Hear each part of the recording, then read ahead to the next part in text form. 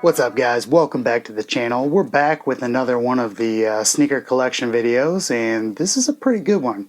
Got a good mix, some new, some old, some runners, some basketball shoes, you name it. This has got a little bit of everything. For those of you that are new, this is Vintage Kicks Gallery.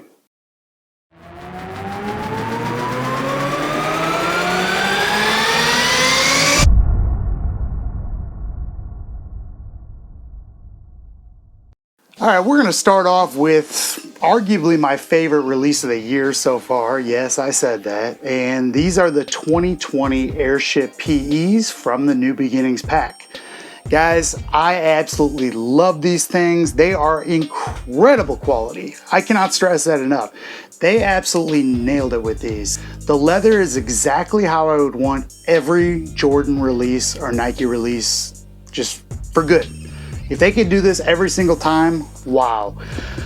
So this is based on the PE of the Airship, and I don't know if you guys saw it or not, but I was able to pick up the Airship Pro bands as well. I don't think they're as good a quality as these, but you know, watch the review if you have any questions on them. I absolutely love these because number one, they're Airships. We waited so long. Number two, they've just got all these cool details like sample tags in there. They've got the old date stamp style. This part is actually unstitched, so you can, you could have that just flapping around if you wanted to. I think that would look kind of dope. You've got the big exaggerated check, the 1980s style here. And how dope does that Nike Air look on the back? Absolutely love these. Unfortunately, they're just crazy, crazy money. That's just how it goes these days, I guess.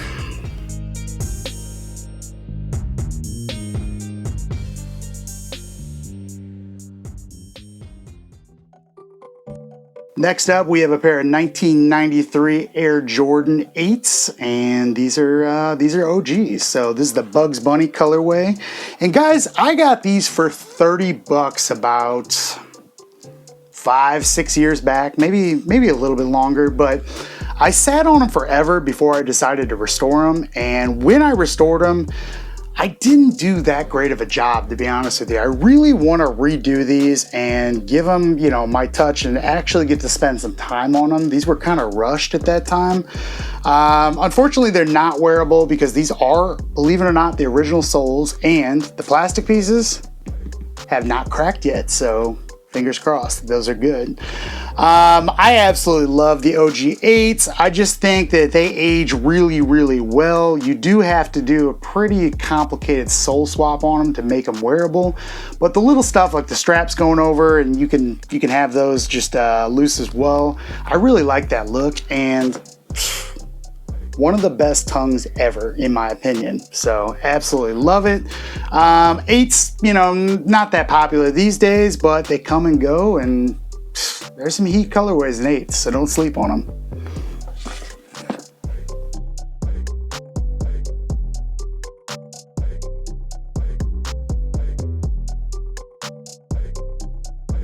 Next up, we have the 2011 Air Jordan 1 Retro in the band colorway. That's right, these guys went straight to the outlets. They've got this cool band X on the back, but unfortunately, the wrong date stamped inside. So that was a little bit of an oversight. I'm sure no one got fired, but this whole release was just scrapped. Jordan sent them straight to the outlets, and I think they went for about 125 bucks. These days, this is a very, very expensive sneaker. I wish I could show you the box, which actually I will in the next episode of these. Guys, these guys shipped to me, and granted it was a long time ago, these weren't worth what they are now, but they got shipped to me in the shoebox itself. So that cool band box, mine's got tape all over it. It's actually right up there, but it pains me to even look at. I got it cleaned up a little bit. I steamed some of the tape off, but still, please double box your sneakers when you send them. So all in all, this release is actually really good for the bread colorway. I guess we really can't call them bands anymore, can we? Because of the Airship, but that's another story as well. The leather on these, really, really good quality. My only gripe on these is they finished the edges. You know, I like the rough cuts on those. These are kind of finished over and painted. They don't look that good except for the check. The check's got that frayed look to it. Love that. Got the band X's inside too, which I love. All in all, this is probably, I would say 94s or 94, 95s, sorry. Then these, as far as quality goes, as far as retros. And you know, the shape, I used to really dog on it, but it's not that bad. I guess I was just being a hater. It's okay, we'll put it that way. It's probably not as bad as like the 13 or the 16, but it's debatable, I guess.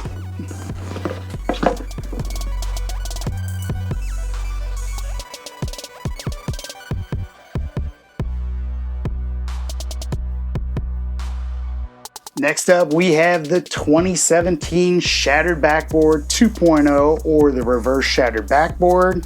Guys, believe it or not, I like this one more than the 1.0. Definitely not quality-wise, the 1.0 is better, but this color blocking, the Chicago style, I really, really like it compared to any other blocking there is, even Blacktail. I think the Blacktails will be really dope though when they come out. But guys, this colorway, this nice like faded orange look to it, the sail, this isn't white, this is like a sail color. I mean, it's almost perfect to me. I absolutely love this. As far as retros go, this is definitely in my top, definitely top 5, maybe top 4 of all time. That's how much I like these. Unfortunately, the quality is kind of mixed on them. They do have decent quality in the white, it's nice and soft, but the orange is just so-so, whereas the 1.0 had really good quality the whole way around. Standard shape for 2017, they didn't do anything special with these. I don't wear them as much as I should anymore. Prices have crept up. I think these sell for like $1,000 now, which is insane, absolutely insane, because these were like $350, $400 for a little while, and then they just shot through the roof. So I'd love to know who's buying that stuff.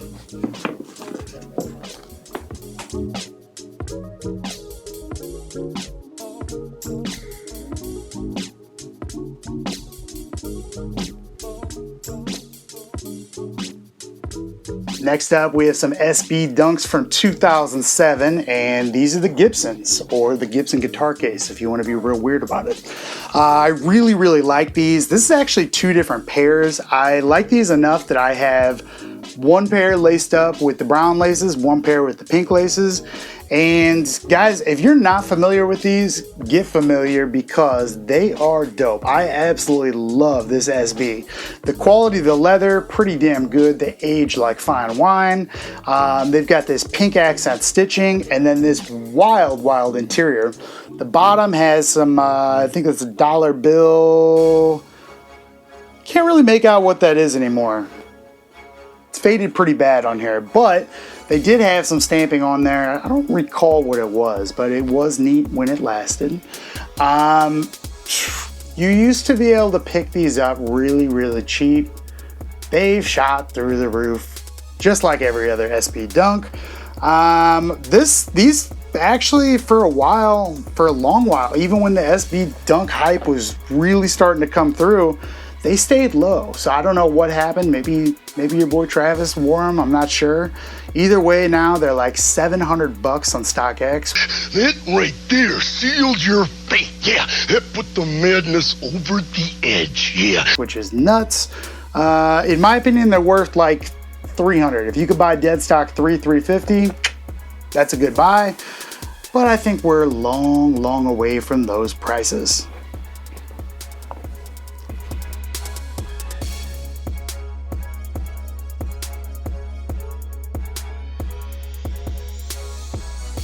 Next up, we've got a low-key sleeper hitter from 1985, and these are Team Convention lows. So we'll go through a Team Convention high here in a second, but the low's pretty damn clean if you ask me. These are made in Korea, STP factory, 1985. Kind of hard to come by these days. There was a while where you could really pick these up. I would love to have a natural gray pair of these, and I don't know that I'll ever find one again affordably. So I remember buying these for 45 bucks. So things have changed since then, because the past few that I've seen come on eBay were like 150, 250 bucks. It's a lot to spend on these. The good thing about them is they're absolute tanks. You can still wear them today. They're not painful to wear like some of the high tops of the era. They're actually pretty decent on that.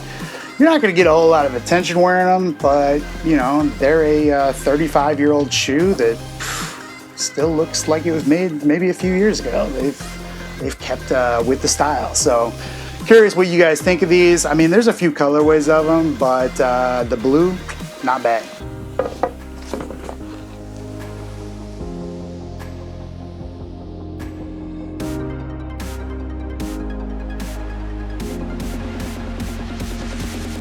So we've seen the low, how about a high? This is a 1986 Nike Team Convention, and wow, that's all I have to say about these.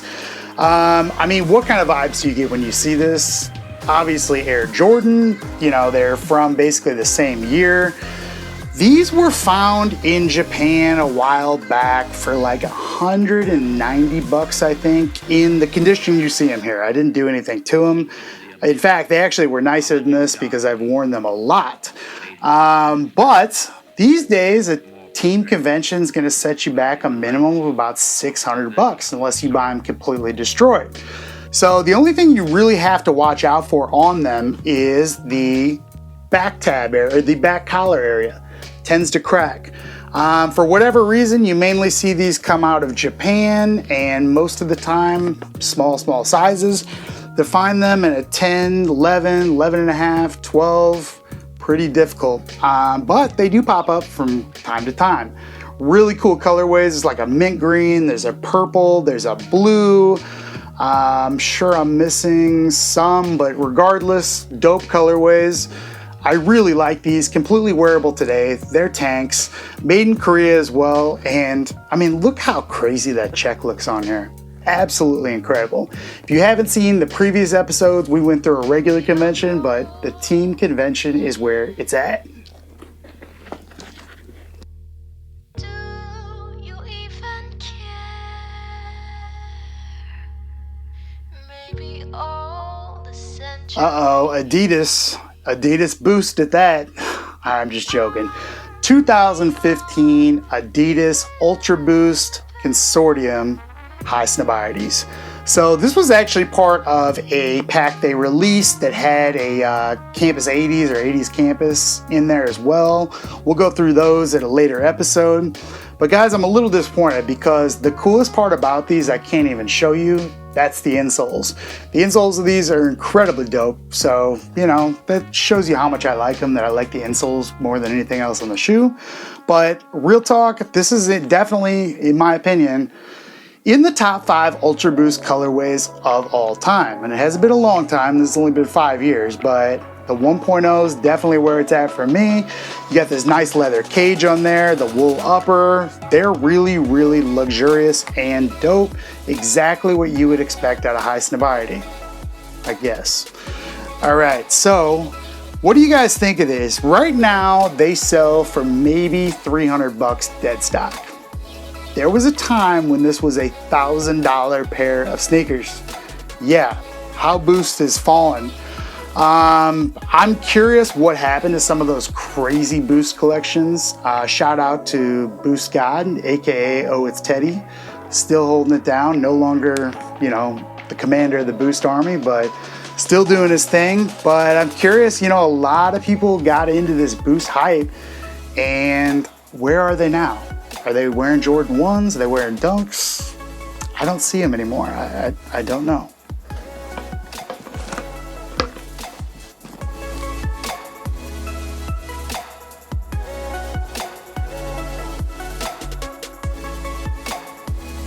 Next up is a pair of 1985 Air Jordan blue metallics, metallic blue, metallic navy, however you want to say it. These guys are fire. Absolutely love this pair. I got these a long time ago, and generally my rule of thumb is with metallic 85s, don't touch them, don't wear them, just kind of look at them from a distance because they like to shatter and flake off. These were actually semi-bad when I got them as far as the flaking and everything, so I figured, hey, that's going to be a beater pair I wear.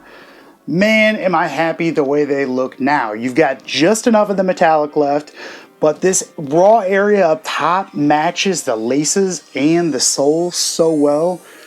Guys, you can never replicate this. Look, this is like, I mean, no retro will ever capture this, ever. You couldn't even really do a custom to match this. This is something only 35 years of age will give you, and one of my favorite pairs. So these are actually a full size up from my true size, and I think they're incredibly comfortable that way. Leather's super soft on them now at this point, and they just look incredible on feet.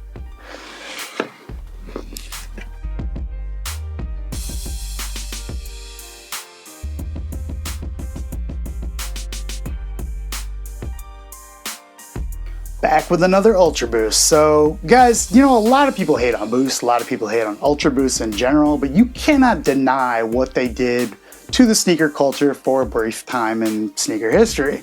They absolutely changed the game as far as comfort and what we knew as comfortable, really set the bar for Nike to respond with the React technology and, you know, all kinds of different stuff that these spawned. But still to this day, an Ultra Boost is really hard to top as far as just throw it on, go out, and be really, really comfortable. These are from 2015 or 16, let's see, 2016. And I believe the true name is Chalk, but everybody refers to these as Cream. They retroed these actually already, believe it or not. Adidas, you must be struggling. But no, they retroed these. When they retroed them, they sat. But in the meantime, right after release, up until they retroed, these were grails for a lot of people. And yes, I mean that. They sold for big, big money.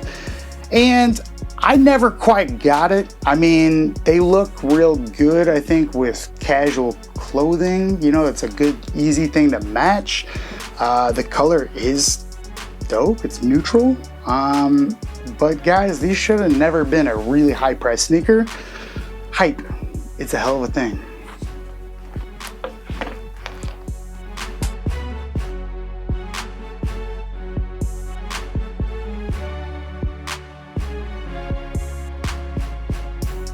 Alright guys, that's going to do it for this one. Tune in next week for episode 7. We've got some super old stuff coming up in that one. It's going to be good.